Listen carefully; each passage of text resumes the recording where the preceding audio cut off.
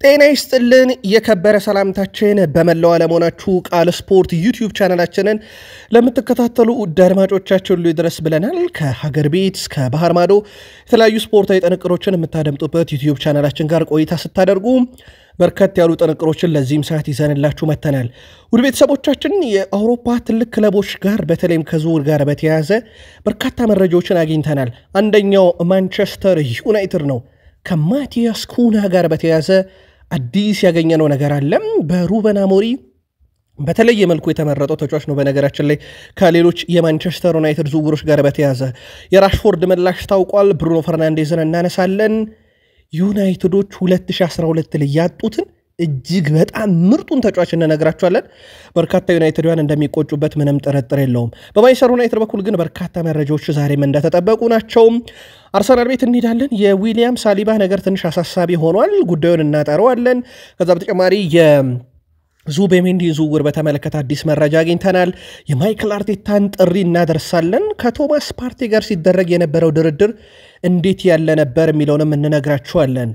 ሊቨርፑሎች ኤፕሪል 27 2014 ነበር የእንግሊዝ ፕሪሚየር ሊግን ጫፍ ላይ ደርሰው ያጡት።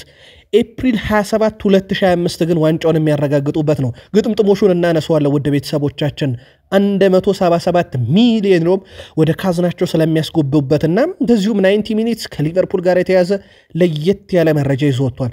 በስፋት እናደርሳቸዋለን። ለየት ያለ መረጃ ነው ለሊቨርፑላውያን። ቼልሲዎች የቀድሞ ተጫዋቻቸውን በነፃ ለማስፈረም ወደ ስራ መግባታቸው ተረጋግጧል። ከዛ በተጨማሪ የቀድሞ ግብ ጠባቂያቸው አሰልጣኛቸው ሆኖ እንደሚመራቸውም ተረጋግጧል። እቺን ቀን ግን በቼልሲ ቤት እናነሳታለን።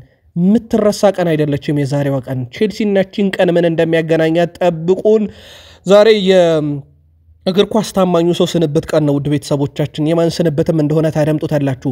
በአጠቃላይ እነኝና የተመራረጡ ስፖርታዊ ጥንቅሮችን ከቃል ስፖርት ዩቲዩብ ቻናላችን ጋር ስትከታተሉም እንዲሁ ቆይታ ስታደርጉ ውድ ቤተሰቦቻችን ላይክ እያረጋችሁ እንድታበረታቱን በትህትና እንጠይቃለን። ሐሳብ አስተያየታችሁንም ስለምታጋሩን አስቀድመን ከልብ አመሰገን። የሪያል ማድሪዱ የአማካይ ስፍራ ተጫዋች ኤድዋርዶ ካማቪንጋ በግራ እግሩ ላይ ከባድ ጉዳት እንዳጋጠመው ተረጋግጧል። የጉዳት መረጃውን በእርግጥ በማለዳ ስፖርት መረጃ ነግረናችሁ ነበረ።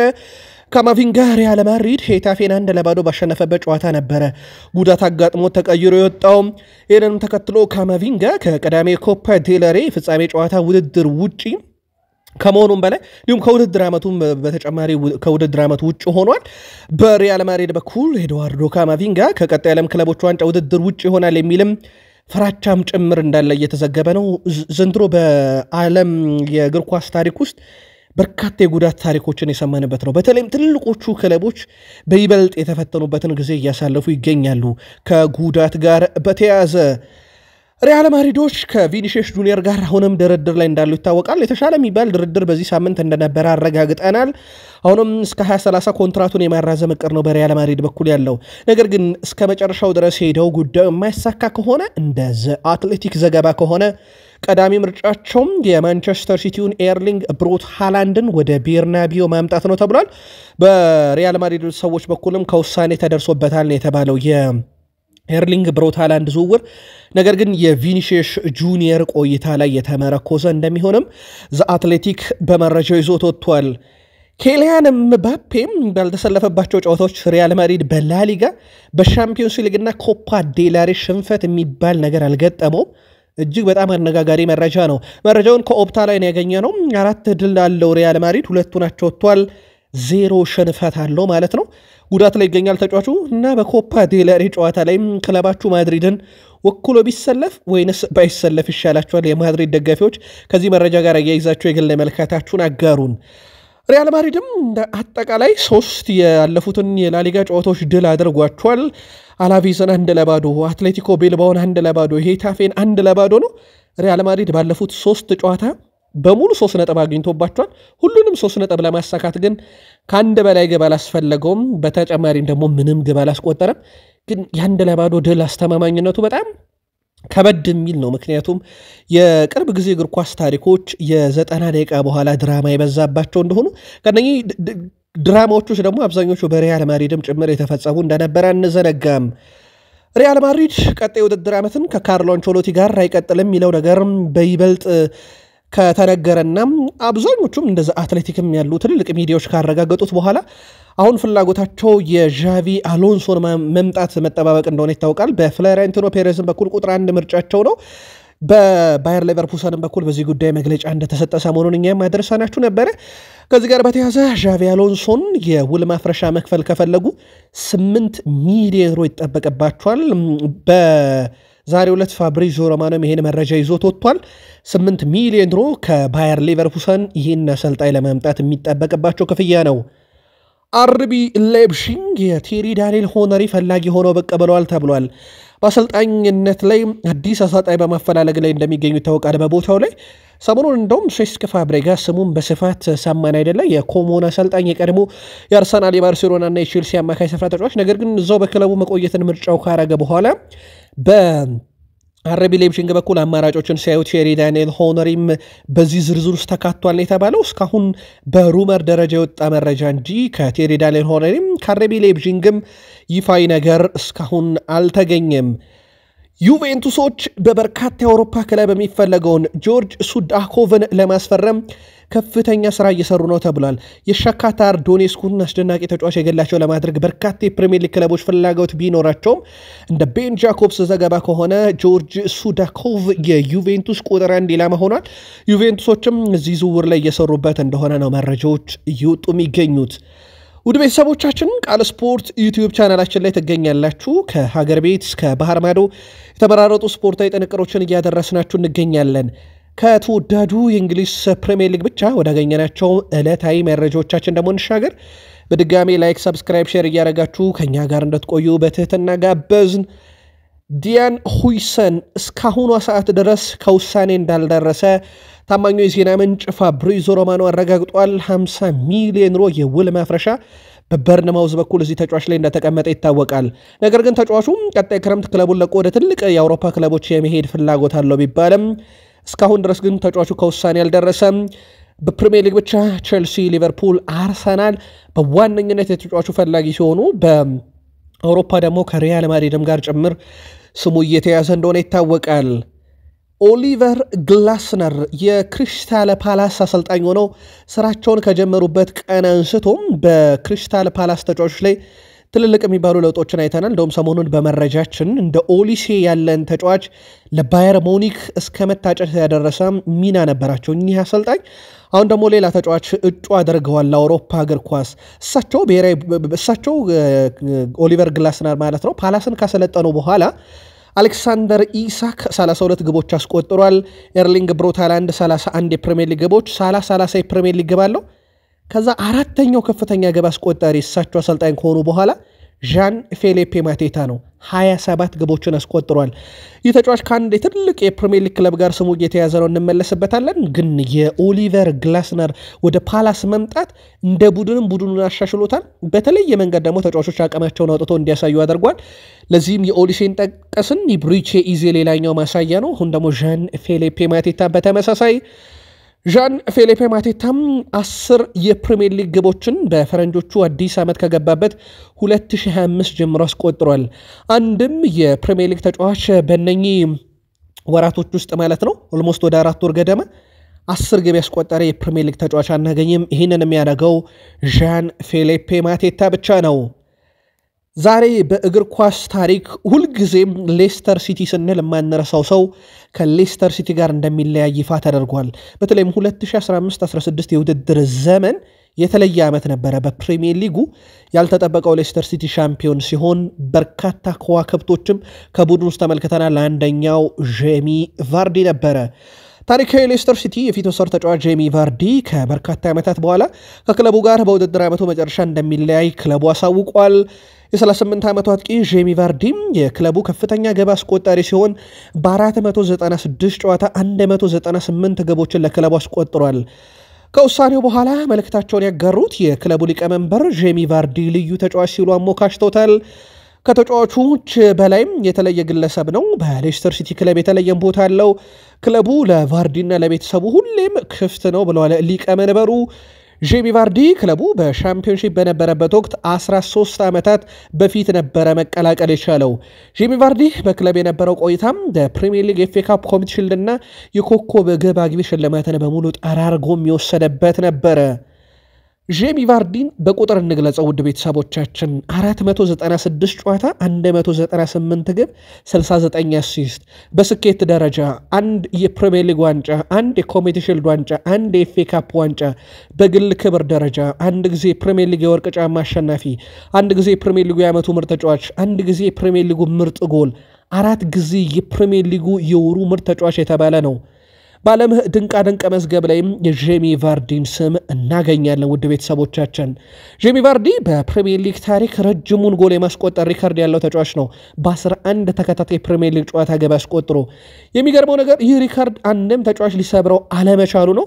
ቫርዲ በሌስተር ሲቲ ቤት ኤፍኤ ካፕ፣ ኮሚኒቲ ሺልድ እና ፕሪሚየር ሊግ ዋንጫን ከማሳካት በዘለለ እንደዚህ አይነት በድንቃ ድንቅ መዝገብ ላይ የተመዘገበም ሪከርድ ያለው ተጫዋች ነው። 13 ዓመታት በዚህ ክለብ በታማኝነት ካሳለፈ በኋላ በአመቱ መጨረሻ ክለቡን እንደሚለቅ ይፋ ተደርጓል። የጄሚ ቫርዲ ለእናንተ ለየት ያለ ትውስታ ለፕሪሚየር ሊግ እግር ኳስ አፍቃሪያን የትኛው አጋጣሚ ነበር? የትኛውንስ ጎሉን በተለየ መንገድ ታስታውሱታላችሁ? ምናልባት የሌስተር ሲቲ ደጋፊዎች ከሆናችሁ አሊያም ሌስተር ሲቲ በተቃራኒ እናንተን ክለብ ሲገጥም ቫርዲ ያስቆጠረባችሁ ግብ በሀሳብ መስጫ ሳጥናችን ላይ ያጋሩን። መረጃዎቻችን ይቀጥሉ። ቼልሲ ቤት እንሂድ። በቼልሲ በኩል እቺ ቀን የምትረሳ አይደለችም ውድ ቤተሰቦቻችን። ልክ 2012 በዛሬዋ ቀን ነበረ ቼልሲ ባርሴሎናን ጋር የነበረውን ጨዋታ 2-2 አጠናቆ በድምር ውጤት ቼልሲ 3-2 አሸንፎ ወደ አውሮፓ ሻምፒዮንስ ሊግ የጥሎ ማለፍ ጨዋታቸውን አሸንፈው ወደ ፍጻሜ ማለፋቸውን ያረጋገጡት። ራሚሬስ እና ቶረስ ግብ አስቆጠሩ ነበር። ካስታወሳችሁ የራሚሬስ ቺፕ የቶረስ ደግሞ ግብ ጠባቂውን ጭምር አልፎት ያስቆጠረው ግብ ነበረ። እቺ አጋጣሚ የነበረችው ወደ ቤተሰቦቻችን 2012 ልክ በዚች ቀን ነበረ። ታሪክን የኋላ ታስታወስናችሁ። ቼልሲ በኬቨን ደብሮና ላይ ፍላጎት እንዳለው ፉትቦል ኢንሳይደር አስነብበዋል።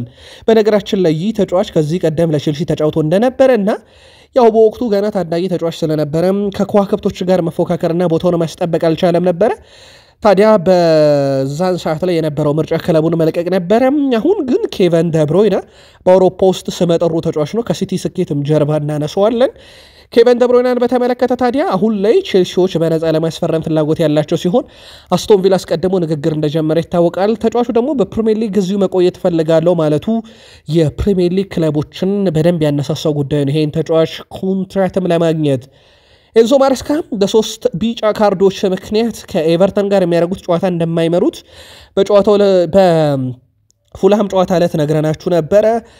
ታዲያ በኤቨርተኑ ጨዋታ የቀድሞ ግብ ጠባቂና የሆኑ የቼልሲ ረዳት አሰልጣኝ ዊሊ ካቤያሎ እና ሌሎች የማሬስካ ረዳቶች ጨዋታውን በማሬስካ ቦታ ሆነው ይመራሉ ማለት ነው። አስገራሚ ግጥምጥሞች ነው። ዊሊ ካቤያሎ በቅርብ ዓመታት ውስጥ የቼልሲ ግብ ጠባቂ ሆኖ ሲጫወት የምናውቀው ሰው አሁን ግን ለአንድ ቀንም ቢሆን ቼልሲ በአሰልጣኝነት የሚመራበት እድል ተገኝቷል። ዓመቱ ሲጀመር በርካታ ጋዜጠኞች፣ በርካታ የእግር ኳስ ተንታኞች፣ በርካታ የእግር ኳስ ሌጀንዶች የፕሪሚየር ሊግ ዋንጫን ቅድመ ግምት ለሲቲ ቀጥሎ ለአርሰናል እያሉ ነበር የደረደሩት። ሊቨርፑል 5% ብቻ ነበር የፕሪሚየር ሊጉን ዋንጫ የማንሳት አቅም ያለው ተብሎ የነበረው። አሁን ያው 100% ደርሷል። 90 ሚኒት እጅግ ክስተት የሆነው ቡድን ብሎታል። ከ11 ዓመት በፊት ሊቨርፑል ዋንጫውን ያጣው አንደኛው በፓላስ ጨዋታ ነበረ። ካስታወሳችሁ 3-3 ሴልኸርስት ፓርክ ላይ በተለይም ፓላስ ውጤት የቀለበሱበት አጋጣሚ ነበረ። ያ ጨዋታ 100% ከዋንጫ ውጭ ያደረጋቸው ነበረና ታዲያ ፓላሶች ያን ሊቨርፑልን ከዋንጫ ውጭ 100% ያደረጉበትን ጨዋታ የካሱ እንዲመስል ነው መሰል አርሰናል ጋር 2-2 ከተለያዩ በኋላ በኤምሬትስ ስቴዲየም በይፋ ገጻቸው ለሊቨርፑል እንኳን ደስ ያላችሁ የሚል መልእክት አስተላለፉና በርካቶች መነጋገሪያ ያደርገውታል ይሄን የፓላስን መልእክት። እናም በርካቶች ከ11 ዓመት በፊት ለነበረው የፓላስ ዋንጫ የሊቨርፑል በፓላስ ዋንጫ የማጣትን ሂደት ይቅርታ ያለና እንደዚሁም ደግሞ አሁን ለምታገኙት ዋንጫ እኛም የበኩላችንን አድርገናል የሚል እያሉ ቀልደውበታል። ፕሪሚየር ሊጉ አንድ ተጫዋች የሜዳሊያ ማግኘት የሚችለው 5 ጨዋታዎችን ካደረገ ብቻ ነው የሚል አንድ ህግ አለው። ለሚታወቀው እንግሊዝ እግር ኳስ ማህበር ለአሸናፊው ቡድን 40 ሜዳሊያዎችን ያዘጋጃል። እነኚህ 40 ሜዳሊያዎች ለዋናው ቡድን ለአሰልጣኝና ቡድን ውስጥ አገልግሎት ለሰጡት በሙሉ ይከፋፈላል። ማግኘት የሚችለው ከተጫዋች ግን 5 ጨዋታ ያደረገ ነው። ፍሬድሪኮ ኬዛ 4 ጨዋታ አድርጓል። አንድ ጨዋታ ብቻ ይቀረዋል። 2025ም ከገባ በኋላ የተወሰኑ እድሎች እንደውም እየተሰጠው ይገኛል። በአጠቃላይ 15 ደቂቃዎችን በ2015 አግኝቷል። በ2024 በነበረው የፕሪሚየር ሊጉ ሲዝን ላይ ግን ብዙም ደቂቃ ያላገኘው ተጫዋች ነበረ። አንድ ጨዋታ ይቀረዋል። ምናልባትም ተቀጣይ ጨዋታ ላይ አንድ ጨዋታ ከተሰለፈ ሜዳሊያውን ይወስዳል። የዋንጫው ክፍል በእንግሊዝ ፕሪሚየር ሊግ ለየት ያለ ክፍልም አለው። በተለይም ከዋንጫዎች ሁሉ በጣም የተለየ ውበት ያለውና በበርካቶችም የሚደነቀው ዋንጫ ነው። በጣም ጠንካራም የተባለ ነው። ከጠንካራ ብረትም የተሰራ የወርቅ አክሊልም ያለበት በ24 ካራት ወርቅና ብር የተሸፈነ ዋንጫ ነው። ውድ ቤተሰቦቻችን ብዙ ዲቴል አለው ዋንጫው፣ ግን በአውሮፓ ውስጥ ከሚደረጉ ሽልማቶች ውስጥ በጣም የተለየ ነው።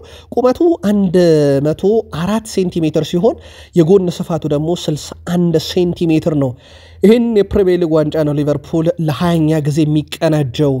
ሊቨርፑል ፕሪሚየር ሊጉን በማሸነፉ ምክንያት ብቻ 177 ሚሊዮን ዩሮ ወደ ካዝኖ ያገባል። የተረጋገጠ ክፍያ 95 ሚሊዮን ዩሮ ለሁሉም ክለቦች እንደሚከፋፈል ይታወቃል።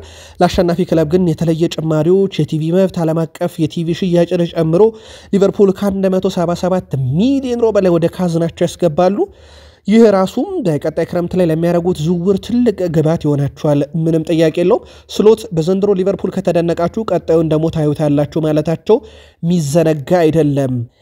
ኤፕሪል 27 2014 ከቼልሲ ጋር በነበረ ወሳኝ ጨዋታ ስቴቨን ጄራርድ ተንሸራቶ ሊቨርፑል ዋንጫውን ለማንሳት በሚያደርገው ጥረት ላይ ትልቁ እንቅፋት ነበረ። በኋላም ፓላስ መግቢያችን ላይ ነገርናቸው የፓላስ አጋጣሚ ነበረ 3-3። ኤፕሪል 27 2025 ዓመተ ምህረት ከ11 ዓመት በኋላ ውድ ቤተሰቦቻችን እሁድ በሚደረገው ጨዋታ እሁድ ራሱ ነው የሚመጣው ቀኑ ኤፕሪል 27 እና ከ11 ዓመት በኋላ አንድ ነጥብ ካሳኩ የፕሪሚየር ሊጉን ዋንጫ ለ20ኛ ጊዜ ያነሱታል። የዚህ ቡድን በርካታ ቁልፍ ተጫዋቾችን ማንሳት እንችላለን። ከሊቨርፑል ጋር በተያያዘ አንድ ተጫዋች ግን እናንሳ። አሌክሲስ ማካሊስተርን በተለየ መንገድ እንመልከተው። በዚህ ትልቅ ቡድን ውስጥ ወሳኙ ሰው ነበር ማለት ይቻላል። ለዚህ ዓመት ስኬትም በትልቁ ልንጠራቸው የሚገቡ ተጫዋቾች ውስጥ አንደኛው ነው። ይህ አማካይ ስፍራ ተጫዋች እንደውም ከሰሞኑ ስሙን ከሪያል ማድሪድ ጋር ሰማን። የዓለም ሀገራት ዋንጫን ያሳካ፣ ኮፓ አሜሪካን ያሳካ፣ የካራባኦ ዋንጫን ያሳካ፣ አሁን ደግሞ የፕሪሚየር ሊጉን ዋንጫ ላይ ያሳካ ተቃርቧልና ብዙ ያልተዘመረለት ግን እጅግ በጣም አስደናቂ ውድድር ዓመትንም ከሊቨርፑል ጋር እያሳለፈ ይገኛል። ከቶማስ ፓርቴ ጋር በተያያዘ የማለዳው መረጃችንን ለተከታተላችሁት በሰበር መረጃውን ድርድር መጀመራቸውን ነግረናችሁ ነበር። የዘ አትሌቲክን መረጃ ዋቢ አድርገን አንዳንድ በአርሰናል የሚገኙ የአርሰናል የዜና ምንጮች ቅርብ የሆኑት ማለት ነው በቶማስ ፓርቴና በአርሰናል መካከል የሚደረገው ድርድር የደሞዝ ቅናሽን ያካተተ ሳይሆን እንዳልቀረና ምናልባትም ቶማስ ፓርቴ በአርሰናል የመቆየት ፍላጎት ስላለው ሁነቱን ሊቀበለው ይችላል እየተባለ ነው። በአርሰናል ቤት አጭር ጊዜ ኮንትራትና የደሞዝ ቅነሳን ያካተተ ፕሮፖዛል ነው ሊቀርብለት ይችላል ተብሎ የሚጠበቀው። ድርድሩ እንደቀጠለ ነው። ከሰሞኑ በዚህ ድርድር ዙሪያ አዲስ ነገር ይገኛል ተብሎ ይጠበቃል። እኛም መረጃውን ከስር የምናጋራችሁናል። አርሰናል ደጋፊዎች የቀድሞ የአርሰናል ተጫዋች መሐመድ ኢሌኒ አርሰናል የዘንድሮው የአውሮፓ ሻምፒዮንስ ሊግ አሸናፊ ይሆናል ብሏል። አሁን ከቀሩት ቡድኖች አንጻር ለዋንጫውም በጣም ቅርቡ የቀድሞ ክለብ ይመስለኛል ያለው ይህ የቀድሞ ተጫዋች መሐመድ ኢሌኒ ዘንድሮ በወጥነት ካሳለፉበት መድረክ የአውሮፓ ሻምፒዮንስ ሊግ ነው ብሏል። አርሰናል የአውሮፓ ሻምፒዮንስ ሊግ ዋንጫን አንስቶ አያውቅም። ስለዚህ ይህ ጥሩ አጋጣሚ ነው። አሁን ከደረሱበት ሁኔታ አንጻር በቁጭት የሚጫወቱት ያደርጋል ብሏል። ከአርሰናል በተጨማሪ ግን እንደዚህ አይነት ዓላማን ይዞ የሚጫወት የፈረንሳዊ ቱጃር ክለብ ፓሪስ ሰን ዠርሜን አለ። ዋንጫውን አይቶት አያውቅም፣ ልክ እንደ አርሰናል ሁሉ ማለት ነው። ቀሪዎቹ ኢንተር ሚላን እና ባርሴሎና ግን የአውሮፓ ሻምፒዮንስ ሊግን ደጋግመው የጎበኙ ናቸው። ማይክል አርቴታም ለደጋፊዎቻቸው ካሁኑ ጥሪ ማቅረብ ጀምረዋል። በተለይም ደጋፊዎች ኳስ ፊሽካ ከተነፋበት አንደኛ ደቂቃ ጀምሮ እስኪያልቅ ድረስ ድጋፋቸውን እንዲያሳዩን እንፈልጋለን ብለዋል። ለደጋፊዎች መናገር የምፈልገው ነገር እያንዳንዷን ደቂቃ ኳሷን አብረው መጫወት አለባቸው ነው ያሉት። ማክሰኞ ምሽት በአውሮፓ ሻምፒዮንስ ሊግ እጅግ በጣም ወሳኝ የሆነ ጨዋታ ሲያደርጉ የአርሰናል ደጋፊዎች ልክ ከዚህ ቀደም ሲያደርጉት እንደነበረው አይነት ድጋፍ እንዲያደርጉ ጥሪ ቀርቦላቸዋል። በነገራችን ላይ ውድ ቤተሰቦቻችን የአርሰናል የሪያል ማድሪድ ድል በደጋፊዎች ብቻ የተገኘ ተብሎ ሊያዝ አይገባም። ምክንያቱም በሳንቲያጎ ቤርናቢዮ በዛ አይነት ስቴዲየም የአርሰናል ተጫዋቾች ሙሉ 3 ነጥብ አግኝተው ነበረና ዘንድሮ የአርሰናል ተጫዋቾች በራሳቸው ፍጹም የተለዩ ናቸው። በመድረኩ በተለይም በፕሪሚየር ሊጉ ነው ደካማ ከዋንጫው ተፎካካሪነት አንጻር ደካማ የነበረው በፕሪሚየር ሊጉ ነው። በአውሮፓ ሻምፒዮንስ ሊግ ግን አርሰናል ዘንድሮ ፍጹም የተለየ የሚባለው ቡድን ነው። እሳቸውም ጥሪ ያቀርበዋል። የሰሜን ለንደኑ ክለብ አርሰናል የመሃል ሜዳ ተጫዋች ጆርጂኒዮ ጋር የመለየት እድላቸው ሰፊ ነው። የፓርቲ እንደተጠበቀ ሆኖ ኮንትራቱ መድፈኞቹ ታዲያም የጆርጂኒዮ ዋነኛ ተተኪ እንዲሆንላቸው አሁንም የዙቤሜንዲን ፊርማ ለማግኘት በውስጥ እየሰሩ ነው ተብሏል። መድፈኞቹ የፓርቴን ውል ቢጨርሱም ወይም ፓርቴን ኮንትራት ቢያራዝሙም የዙቤሜንዲ ዝውውር ግን ማይቀር መሆኑን ነው አትሌቲክ ያረጋገጠው። ምርጥ አልነበርንም፣ ትኩረት ያስፈልገን ነበረ። ለፓላሱ ጨዋታ ለተፈጠረው ነገር ደጋፊዎቹን ይቅርታ መጠየቅ እንፈልጋለን። አሁን ለትልቁ ጨዋታ መዘጋጀት ይኖርብናል ብለዋል ዩሊያን ቲምበር። በፓላስ ጨዋታ ግን ያሳየነው ነገር ፍጹም የወረደና ይህ የአርሰናል ደጋፊዎችን የማይመጠን ብሎታል። በጨዋታ ላይ 2 ተጫዋቾችን እንመልከት። አንደኛው ዣኮቭ ኪዮር ነው። ዣኮቭ ኪዮር ካስታወሳችሁ የአርሰናል ቁጥር 1 ተከላካይ አልነበረም። በጋብሪኤል ማጋሌሽ መጎዳት ነበረ። ግን በአስገራሚ ሁኔታ 100% ድሪብል ያሳካ 100% ኢላማውን የጠበቀ ሙከራ ያደረገ 100% ረጅም ኳስን በስኬት ያቀበለ ነው ዣኮቭ ኪዮር። በተቃራኒው ግን የዊሊያም ሳሊባ በጣም አሳሳቢ የሚባል ቁጥር ነው። ስህተት ሰርቶ ዣን ፊሊፔ ማቴታ ግብ አስቆጠረባቸው። ዊሊያም ሳሊባ ባለፉት 3 ጨዋታ ከዚህ ቀደም ለአርሰናል ባደረጋቸው 126 ጨዋታ አንድ ስህተት ነው የሰራው። ከተሳሳተው ስህተት ውስጥ ደግሞ ባለፉት 3 ጨዋታ 2 ስህተት ሰርቷልና በ126 ጨዋታ ያልሰራውን ስህተት ነው በ3 ጨዋታ የሰራው ዊሊያም ሳሊባ። ምናልባት የማጋሌሽ አለመኖር የአርሰናል ደጋፊዎች የሰሞኑ የዊሊያም ሳሊባን ብቃት እንዴት አገኛችሁት? በሐሳብ መስጫ ሳጥናችን ላይ መልካታችሁን አጋሩን። ማንቸስተር ዩናይትድ የወልቭሱን የፊት ወሰር ተጫዋች ማቲያስ ኩናን ለማስፈረም ንግግር መጀመራቸው ይታወቃል። እኛ እንደውም የመጀመሪያው ቀን ነበር በሰበር ያደረስናችሁ መረጃው ወዲያው እንደወጣ መረጃውን ስናቀርብ ማንቸስተር ዩናይትዶች አሁን ላይ የተጫዋቹን ዝውውር በተቻለ ፍጥነት ለማጠናቀቅ በመስራት ላይ መሆናቸው ተዘግበዋል። አሰልጣኝ ሩበን አሞሪም ተጫዋቹን ለማስፈረም ከፍተኛ ፍላጎት አላቸው። እንደውም ባለፈው ሳምንት ጋዜጣዊ መግለጫ ደጋግሞ ስሙን ከመጣታቸው በተነሳ ጋዜጠኞች ስሙን ለምን ደጋገምክ ሲሉት አይ ከወልቭስ ተጫዋች ምሳሌ እያረኩ ነው በደግሞ መመለሳቸው ነው። እንዲሁ አድርሰናችሁ ነበርና የሩበን አሞሪም ፍላጎት በዚህ ተጫዋች ላይ ከፍተኛ ነው። ማቲያስ ኩና በበኩሉ ማንቸስተር ዩናይትድን ለመቀላቀል 100% ፍላጎት አለው ተብሏል። ማንቸስተር ዩናይትድ አሁን ላይ ተጫዋቹን ለማስፈረም የሚደረገውን ጥረት በትክክለኛው መንገድ እየተጓዘ መሆኑን ተጠቆሟል። ስለዚህ የጊዜ ጉዳይ ብቻ ነው የዚህ ተጫዋች ወደ ማንቸስተር ዩናይትድ መምጣት። በ10 ቁጥር ሚና ላይ ብሩኖ ፈርናንዴዝን በብዙ መንገድ ያግዛልም ተብሎ ይጠበቃል። ኮቢ ሜኖም በማንቸስተር ዩናይትድ የመቆየት እድሉ ሰፊ ነው ብሏል ዴቪድ ኦርኔስቴ። ምንም እንኳን በኮንትራት ጉዳይ ላይ አሁንም ድርድሩ የቀጠለ ቢሆንና የተስተካከለ ነገር ባይኖርም በማንቸስተር ዩናይትድ ግን የመቆየት እድሉ ሰፊ ነው ብሏል ዴቪድ ኦርኔስቴ። ኮቢ ሜኖን ለማስፈረም ፍላጎት ካላቸው ክለቦች ውስጥ የምዕራብ ለንደኑ ክለብ ቼልሲ አንዱ እንደሆነ ይታወቃል። ሌላኛው በዩናይትድ በኩል ዛሬ በስፋት መረጃዎች የተመለከተው የዣን ፊሊፔ ማቴታን ጉዳይ ነው። ይህ ተጫዋች በእርግጥ ከማንቸስተር ዩናይትድ ጋር ስሙ ሲያያዝ ለመጀመሪያ ጊዜ አይደለም። ግን እንደ አዲስ በርካታ ማህበራዊ ትስስር ገጾች የዣን ፊሊፔ ማቴታን ስም ከዩናይትድ ጋር እያያዙት ይገኛሉ። ግን እንደዚህ አይነት ወቅታዊ አጥቂዎች ለዩናይትድ መፍትሄ ይሆናሉ ወይ? የዩናይትድ ደጋፊዎች የግል መልከታችሁን አጋሩን። ሌላው ዩናይትድ በፊት መስመር ላይ ይዞት የነበረው የሊያም ዴላፕ ጉዳይን በተመለከተ ፉክክር ገጥሟቸዋል ከኒካስል ዩናይትድ። በተለይ ሚሳክን የማቆየት ፈተና ውስጥ የገባው ኒካስል ዩናይትድ ተተኪ እያፈላለገለት ይገኛል። ሊያም ዴላፕ ደግሞ በቁጥር 1 ቦታ ላይ ተይዟል። የዚህ ተጫዋች ፈላጊዎች ቁጥር በፕሪሚየር ሊጉ ብቻ ዩናይትድ እና ቼልሲን ሲጨምር አሁን የኒካስል ዩናይትድ መጨመር 3 ያደርገዋል። ዩቬንቱስ ከአውሮፓ ሌሎች ክለቦች የተጫዋቹ ፈላጊ እንደሆነ ይታወቃል። ዘገባውን ቴሌግራፍ ነው ይዞት የወጣው።